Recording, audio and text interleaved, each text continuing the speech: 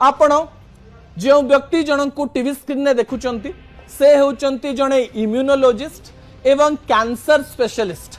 से कैंसर उपरे रिसर्च करती, कैंसर उपरे वीडियोस करती एवं कैंसर रो लक्ष लक्ष पेशेंट को से देखि सारे एवं कैंसर रो अनेक पेपर मध्य करि सारे। तांको ना हेउची डॉक्टर कृष्ण तरंग। ए किछि दिन पूर्व जातीय गणमाध्यम रे से गोटे इंटरव्यू देइचंती एवं एई इंटरव्यू रे से एक बड़ तथ्य कहबा पई चेष्टा करिसंती। दर्शक बंधु विजुअल उपरे आपनकर दृष्टि आकर्षण करे देबा पई चाहिबे।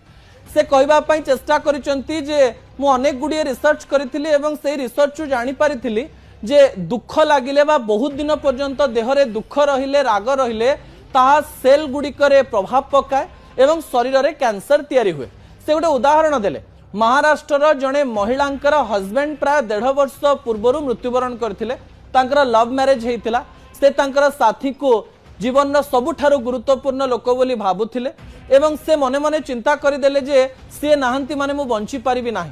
पूर्वरु से सत्संग को जाउतिले, पूर्वरु से हसुथिले, विभिन्न लोकंक सहित कथा होउतिले, विभिन्न लोकंक सहित मिसिकरी विभिन्न जागा को जाउतिले एवं सब बेले हसी हसिकरी रहउतिले।